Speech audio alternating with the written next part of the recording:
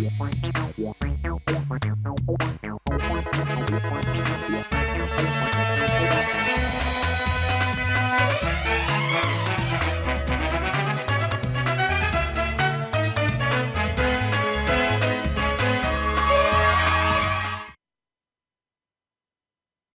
में आपके साथ हिमानी। नजर डालते हैं आज की हेडलाइंस पर।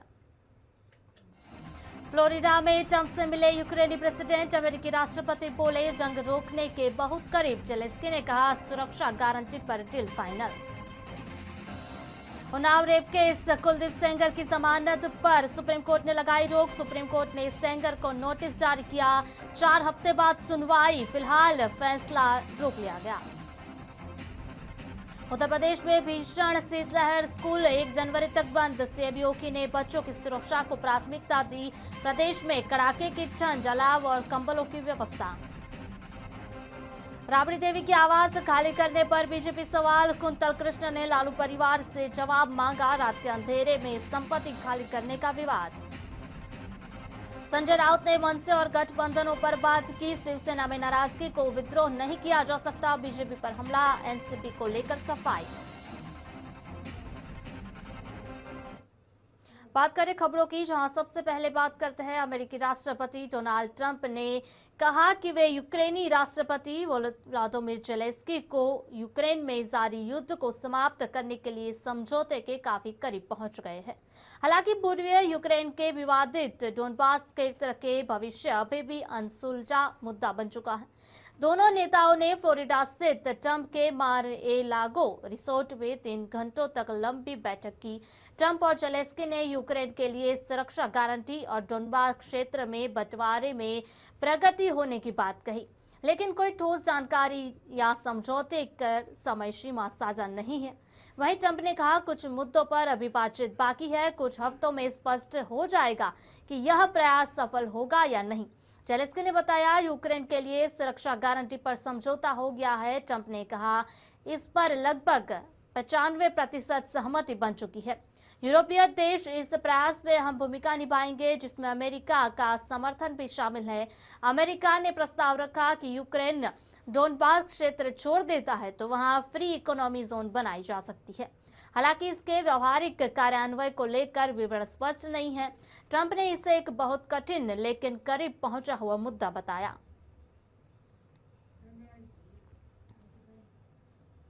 बात करें चर्चित उन्नाव रेप केस में रेपिस्ट को कुलदीप सेंगर की जमानत को सुप्रीम कोर्ट ने रोक लगा दी है। कोर्ट ने सेंगर को नोटिस जारी करते हुए जवाब मांगा। मामले में 4 हफ्ते बाद सुनवाई होगी। वहीं आज सेंगर की सजा सस्पेंड करने को लेकर सुप्रीम कोर्ट में सुनवाई हुई। चीफ जस्टिस सूर्यकांत, जस्टिस जेके माहेश्वरी और जस्टिस अगस्टिन जॉर्ज मजीद दोनों पक्षों की दलीलें सुनी। कोर्ट में सॉलिसिटर जनरल तुषार मेहता ने कहा यह भयावह मामला है। धारा 374 और पोक्सो के तहत आरोप तय हुए थे।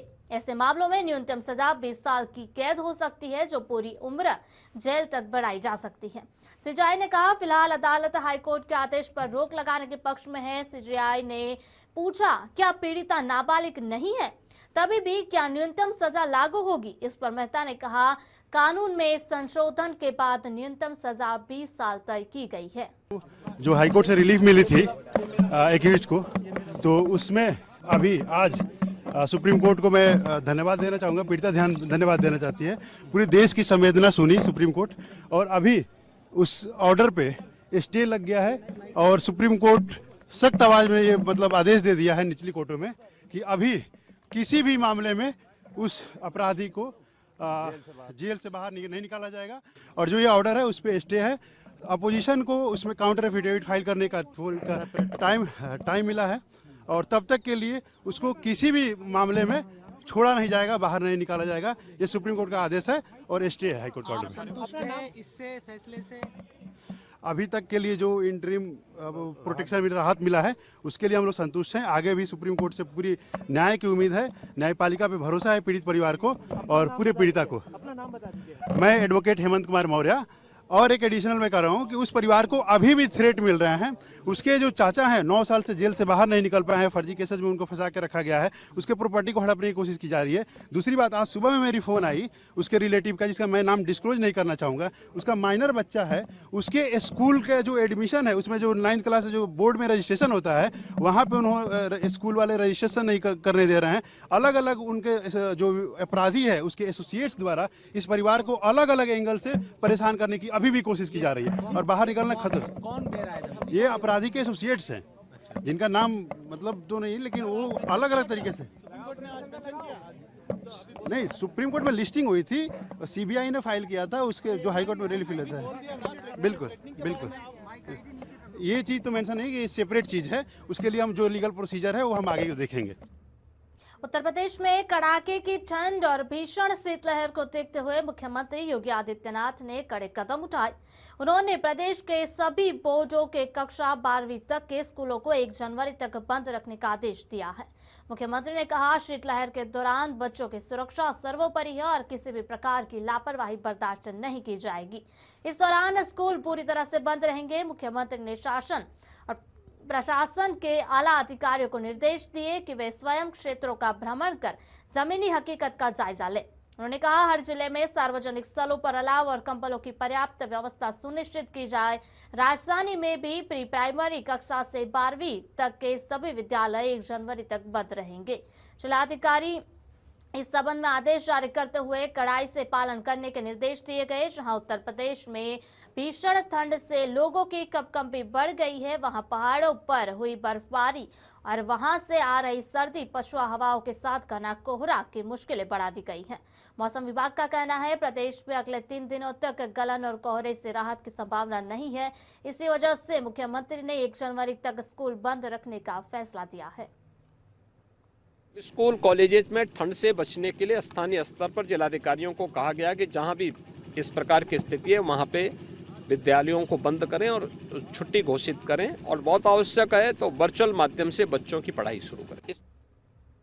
बात करें कांग्रेस द्वारा आयोजित पैदल मार्च में सरकार पर कई गंभीर आरोप लगाए गए। इस पर लोजपा रामविलास के विधायक दल नेता राजू तिवारी ने कहा कि कांग्रेस के पास कोई ठोस मुद्दा नहीं है।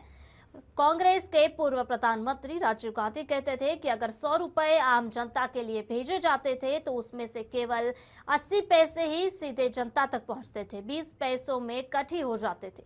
वहीं उन्होंने कहा, आज प्रधानमंत्री मोदी के नेतृत्व में 100 रुपए सीधे जनता के खाते में जाते हैं। उन्होंने इसे एनडीए और यूपीए सरकार की नीतियों का बड़ा अंतर बताया। यह भी कहा कि पहले लोगों को बैंक तक पहुंचने में कठिनाई होती थी, लेकिन आज लोग आसानी से बैंक का उपयोग कर रहे हैं। समाप्ति के कगार पे है तो उनके पास कोई मुद्दा नहीं है। और कांग्रेस की एक समय देखे होंगे, स्वर्गीय पूर्व प्रधानमंत्री राजीव गांधी जी ने एक वक्तव्य दिया था सदन में कि यहाँ से अगर 100 रुपया जाता है उदाहरण के रूप में तो 80 पैसा बीच में रह जाता है। लेकिन आज मोदी जी के नेतृत्व में 100% पैसा गरीबों के खाते में जाता है, जो लाभुक हैं उनके खाते में जाता है। एक समय देखिए किसी कोई बैंक का मुंह देखा रहता था, सही बात कर रहे हैं वो लोग। भ्रष्टाचार उस समय क्या था तो वो लोग तो जानते हैं ना। तो आज निश्चित रूप से देखिए सबका जो भी लाभ, जो भी स्कीम है, चाहे किसान सम्मान हो, चाहे जी राम जी के तहत हो, मनरेगा जो पहले था, चाहे आप वृद्धा पेंशन हो, दिव्यांग पेंशन हो, हर तरह से जो भी हैं सुख सुविधाएं जिसको लाभुक को पास 100% पैसा जा रहा है। तो ये लोग बौखला गए हैं। अब बताइए कितने पे सिमट के चले आए, संख्या विहीन है। तो निश्चित रूप से वो समय अब आ रहा है कि पूरे देश में जो 2-3 स्टेट में कांग्रेस है वहां भी समाप्त हो। पूर्व मुख्यमंत्री राबड़ी देवी के आवास को लेकर रात के समय खाली करने की तस्वीरों को सामने आने के बाद बीजेपी ने लगातार सवाल उठाए। बीजेपी प्रवक्ता कुंतल कृष्ण ने कहा, लालू परिवार को जनता के सामने स्पष्ट करना चाहिए कि उन्होंने यह कदम रात के अंधेरे में क्यों उठाया। उन्होंने कहा कि कहीं जमीन में सोना गड़ा हुआ था क्या, जिसे निकाल कर बाहर निकाल रहा था। कृष्णकांत ने यही भी सवाल उठाया कि लालू परिवार ने जनता की गाड़ी कमाई से अर्जित संपत्ति के बारे में खुलासा क्यों नहीं किया। चाहिए ना कि रात को क्यों खाली कर रहे हैं। रात को खाली करने का क्या मतलब है। उन्हें तो ये नोटिस बहुत दिन से दिया गया था, उन्हें पता था कि कब तक आवास में वो रह सकते हैं, उसके बाद कब उनसे शुल्क लिया जाएगा। भाई जिन्होंने पूरा बिहार दोनों हाथ से लूटा है उनको तो सारी चीजें पता है। पर अब बात यह है कि रात को चुपचाप से क्यों खाली किया गया। लालू प्रसाद यादव जी और उनका परिवार, लगता है ये जो बिहार की गरीब जनता को जो उन्होंने लूट करके रखा हुआ है सारा माल, हो सकता है कहीं गाड़ वाड़ के रखा हो, वही चुपचाप से गड़ा माल निकाल के ले जा रहे हो। पर एक बात निश्चित है, चाहे आप रात में खाली करें, दिल में खाली करें, जमीन के नीचे गड़ा हुआ माल निकालें या कहीं और रखा हुआ आपका जो भ्रष्टाचार का धन है वो रखें, हम आपको छोड़ेंगे नहीं। जिसने भी बिहार की गरीब जनता का खून चूसा है उस एक एक बूंद का हिसाब हम लेंगे ही लेंगे, ये बात स्पष्ट है। शिवसेना उद्धव ठाकरे गुट के नेता और सांसद संजय राउत ने एक बार फिर सियासी मुद्दों पर खुलकर अपनी बात रखी। राज ठाकरे के कार्यक्रम और चुनावी तैयारियों को लेकर पूछे गए सवाल पर राउत ने कहा, दोनों पार्टियां अपने अपने स्तर पर चुनावी काम में जुटी हैं। शिवसेना और मनसे के बीच नाराजगी की अटकलों पर राउत ने कहा, अलग अलग पार्टियों में इच्छुक उम्मीदवारों की नाराजगी स्वाभाविक है, लेकिन इसे विद्रोह कहना गलत है। उन्होंने 1857 के विद्रोह से तुलना को खारिज करते हुए कहा, एक दो लोगों की नाराजगी को पार्टी विद्रोह नहीं माना जा सकता। परिवारवाद के सवाल पर राउत ने कहा, किसी विधायक या नेता का बेटा या परिवार का सदस्य यदि राजनीति में सक्रिय होना चाहता है तो उसे पूरी तरह नजरअंदाज नहीं किया जा सकता है। उन्होंने कहा कि शिवसेना में सभी नेता स्टार प्रचारक हैं। मुंबई में कांग्रेस और वंचित बहुजन अघाड़ी की युति पर राउत ने इसका स्वागत किया और कहा कि लोकसभा चुनाव में दोनों के बीच विवाद होने के बावजूद यह गठबंधन सकारात्मक है। एनसीपी के संबंधों में राउत ने कहा, शिवसेना ने आवश्यक सीटें एनसीपी को दे दी हैं और अगर कुछ सीटें मनसे को गई है तो इसका निर्णय एनसीपी प्रदेश अध्यक्ष और राज ठाकरे के बीच होगा। चिंचवड़ का तक सीमित मुद्दा है। पुणे में उनका अलायंस नहीं हो रहा है मेरे हिसाब से, पिंपरी चिंचवड़ में हो रहा है। अब जवाब उनको देना है ना, आप बीजेपी के साथ जा रहे हो, जवाब अजित पवार को देना है, बीजेपी को, उनके बॉस अमित शाह को। जिस शरद पवार जी के साथ बीजेपी लड़ रही है उनके साथ आप अलायंस कर रहे हो तो उनको जवाब देना पड़ेगा अमित शाह को। हाँ, और जिस बीजेपी के साथ आपका विरोध रहा हमेशा, तो एनसीपी बीजेपी के साथ जा रही है तो जवाब देना पड़ेगा पवार साहब को। आप उनसे सवाल पूछिए। शिवसेना भवन में लोगों से बातचीत करते हुए कहा कि दो जो गुजराती मानुस हैं वो गुजराती हैं, वो मुंबई को निकल जाएंगे, इस तरह से बयान दिए। उसमें नई बात क्या है, बार बार उद्धव जी बात करते आए, दो बेच रहे हैं और दो खरीद रहे हैं, लेकिन मुंबई का सौदा हम नहीं होने देंगे। चाहे आप कुछ भी करो, हम जान की बाजी लगाएंगे, लेकिन मुंबई का सौदा हम नहीं होने देंगे। यही हमारा एजेंडा है इस बीएमसी चुनाव का। महाराष्ट्र में आगामी मनपा चुनाव को लेकर सियासी सरगर्मी तेज हो गई है और इसी कड़ी में एक राजनीतिक रैली को संबोधित करते हुए एनसीपी पार्टी के मुखिया अजित पवार ने गठबंधन, सीट बंटवारे और चुनावी रणनीति पर बड़ा बयान दिया। वहीं बात करें राष्ट्रवादी कांग्रेस पार्टी यानी घड़ी और तुतारी एक साथ मिलकर चुनाव लड़ेगी। इसी वजह से एक तरह से परिवार फिर से एकजुट होता दिख रहा है। बात करी जाए महाराष्ट्र में आगामी मनपा चुनाव को लेकर सियासी सरगर्मी तेज हो गई है। इसी कड़ी में एक राजनीतिक रैली को संबोधित करते हुए एनसीपी पार्टी के मुखिया अजित पवार ने गठबंधन, सीट बंटवारे और चुनावी रणनीति पर बड़ा बयान दिया है। तिथेही अडचण नाही, साधारण पिंपरी चिंचवडमध्ये उमेदवारी लढवत असताना त्यामध्ये राष्ट्रवादी काँग्रेस पक्ष म्हणजे घड्याळ आणि तुतारी हे एकत्रपणे निवडणुकीला सामोरं जात आहे। त्याच्यामुळे हा परिवार पुन्हा एकत्र येण्याचं काम होत आहे। बऱ्याच जणांच्या मनामध्ये तशा पद्धतीने होतं। शेवटी मित्रांनो, आपण अनेक जण शेतकरी आहोत, शेतकरी तुमची माझी जात आहे। त्याच्यामुळे महाराष्ट्राच्या सर्वांगीण विकासाच्या करता काही गोष्टी कराव्या लागतात आणि तशा पद्धतीने यावेळेस या सगळे नेते मंडळी बसलेली होती आणि जागांचं वाटप करत असताना काही पुढे मागे सरकून व्यवस्थित जागांचं वाटप केलेलं आहे। तुम्हाला 2 दिवसात ती माहिती मिळेल कारण मी आत्ता बोललो आणि काही नाही झालं, बघा काय यांनी सांगितलं आणि काय झालं. त्याच्यामुळं जरा 2 दिवस कळ काढा, 2 दिवसांनी तुम्हाला काय समजायचं ते सगळं समजेल.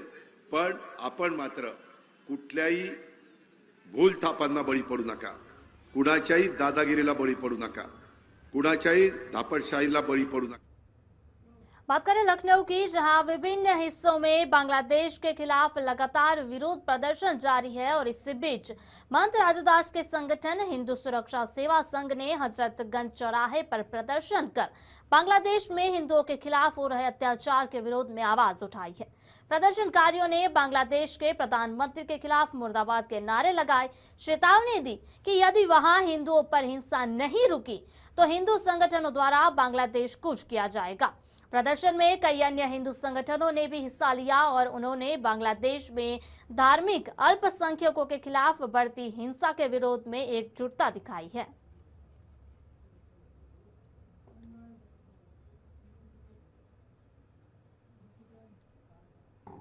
जहां जिन्होंने इंडस्ट्रियल ग्रोथ सेंटर स्थित institute of driving and traffic research का निरीक्षण किया.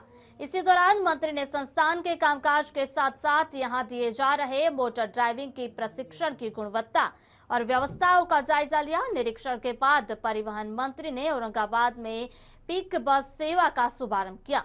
इस अवसर पर उन्होंने कहा कि आज महिलाएं उन क्षेत्रों में भी अपनी भागीदारी निभा रही है जहां उन्होंने कहा कि यह बदलाव मुख्यमंत्री नीतीश कुमार की उस सोच का परिणाम है जिसके तहत महिलाओं का सशक्त और आत्मनिर्भर बनने का संकल्प लिया गया है.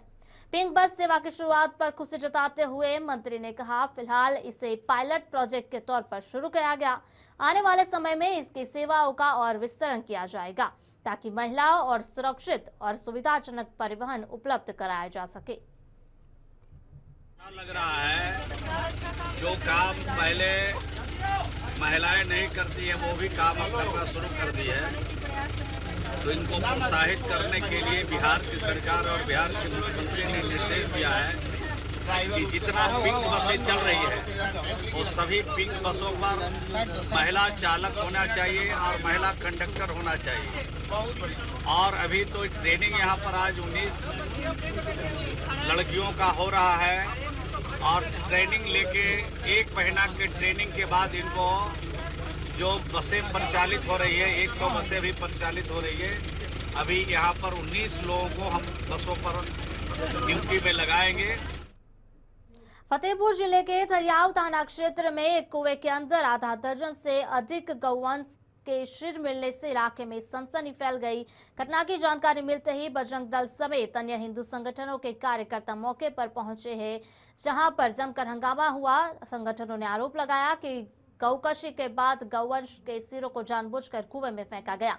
इस घटना के विरोध में हिंदू संगठनों ने सड़क जाम कर प्रदर्शन शुरू कर दिया, जो देर रात तक जारी रहा. प्रदर्शनकारियों ने दोषियों की तत्काल गिरफ्तारी की मांग करते हुए पुलिस को 24 घंटे का अल्टीमेटम दिया है. मौके पर पहुंची पुलिस ने लोगों को समझाने का प्रयास किया. मामले की जांच शुरू कर दी गई है. फिलहाल क्षेत्र में तनावपूर्ण स्थिति को देखते हुए पुलिस बल तैनात है. पूरे मामले की गहन जाँच की जा रही है. ये थरियाव थाना क्षेत्र के अंतर्गत लतीफपुर गांव पड़ता है और हुसैनगंज थाना क्षेत्र के अंतर्गत खोजकपुरा गांव पड़ता है. इसी के बीच में यानी दोनों थाना का बॉर्डर पड़ता है. एक कुआं है, कुएं में लगभग 5 से 6 गौवंश निकाला गया. 6 गौवंश के सर पड़े हुए मिले हैं और यहाँ कोई नई घटना नहीं है. लगातार हम लोग सूचना देते रहते हैं लेकिन प्रशासन पता नहीं क्या करता है, कुछ समझ में नहीं आता. लगातार सूचना देने के बाद भी जाग नहीं रहा और हम लोग यहाँ आए, देखे कि नहीं सर पड़े हुए निकाला गया, प्रशासन के द्वारा निकाला गया. प्रशासन ने 2 दिन का समय दिया है. अगर 2 दिन में जो भी इसमें संलिप्त रहा है अगर नहीं पकड़ के लाते तो बजरंग दल उग्र प्रदर्शन करेगा और उसके लिए हम लोग बाध्य हो जाएंगे. फिर रामनगरी अयोध्या एक बार फिर दिव्यता और भव्यता के अद्भुत संगम की साक्षी बन रहा है. श्री राम जन्मभूमि मंदिर की प्राण प्रतिष्ठा की द्वितीय वर्षगांठ एवं प्रतिष्ठा द्वादशी महोत्सव के अवसर पर मंदिर परिसर में वैदिक अनुष्ठानों का भव्य शुभारंभ हो चुका है. वहीं यज्ञशाला में विधिवत पूजा अर्चना के साथ कार्यक्रम का आरंभ हुआ, जिसमें वास्तु पूजा के उपरांत गण होम, तत्व कलश, तत्व होम, सुदर्शन होम सहित अनेक वैदिक कर्मकांड संपन्न कराए गए. सायंकाल भक्तों के लिए विशेष देव दर्शन की व्यवस्था की गई, जिससे अंतर्गत प्रभु श्री राम के उत्सव विग्रह की भव्य पालकी यात्रा मंदिर परिसर में निकाली गई। जयघोष और भक्ति से गूंजता परिसर आध्यात्मिक ऊर्जा से ओतप्रोत दिखाई दिया। 5 दिवसीय यह महोत्सव देश के प्रख्यात विद्वान आचार्यों द्वारा जगत गुरु माधवाचार्य जी के निर्देशन में संपन्न कराया जा रहा है। 31 दिसंबर को प्रतिष्ठा द्वादशी के मुख्य आयोजन में रक्षा मंत्री राजनाथ सिंह मुख्य यजमान के रूप में भाग लेंगे। वहीं मुख्यमंत्री योगी आदित्यनाथ की भी उपस्थिति रहेगी। इसी अवसर पर मंदिर परिसर स्थित 7 उप मंदिरों में से माता अन्नपूर्णा मंदिर पर रक्षा मंत्री द्वारा ध्वज फरकाया जाएगा। ऐतिहासिक आयोजन को लेकर संपूर्ण रामनगरी में अत्याधुनिक एवं हाईटेक सुरक्षा व्यवस्था सुनिश्चित की गई है। आगामी नए वर्ष को और इस समय पर जो सर्दियों की छुट्टियां चल रही हैं उसके दृष्टिगत श्रद्धालुओं की संख्या धीरे धीरे बढ़ रही है और 31 तारीख को और 1 तारीख को यहाँ पर भारी संख्या में श्रद्धालुओं का आवागमन एक्सपेक्टेड है। इसको दृष्टिगत रखते हुए पहले से ही योजना बनाई गई है।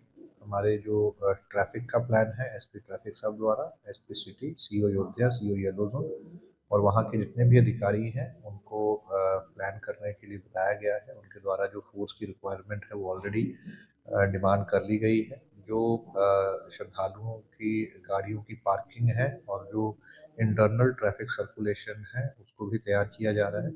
इसके अतिरिक्त जो पैदल आवागमन श्रद्धालुओं का होता है विशेष रूप से रामपथ पे, लता मंगेशकर चौक, हनुमान गुफा, टीडी बाजार, यहाँ पर भी अतिरिक्त फोर्स लगा करके, साइनेजेस लगा करके श्रद्धालुओं के आवागमन को सुगम बनाने के लिए, सुरक्षित बनाने के लिए और सुविधाजनक बनाने के लिए पुलिस और प्रशासन द्वारा जॉइंटली ये सारी तैयारियां की जा रही हैं ताकि जो भी श्रद्धालु यहाँ पर अपनी श्रद्धा का निर्वहन करने के लिए आ रहे हैं।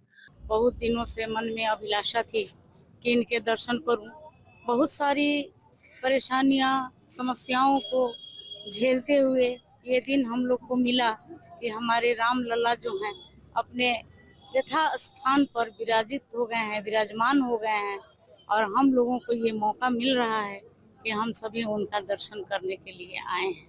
और ये भी बहुत पावन समय में जब हम नए वर्ष की शुरुआत करने वाले हैं और नव वर्ष के आगमन से पहले ही हम यहाँ आकर और अपने को बहुत ही सौभाग्यशाली समझ रहे हैं कि नव वर्ष के शुरुआत में हम श्री राम लला से के दर्शन से शुरुआत कर रहे हैं। निश्चित रूप से संपूर्ण हिंदू जनमानस के लिए एक अयोध्या जो है सुंदर मार्ग प्रशस्त करने का काम किया।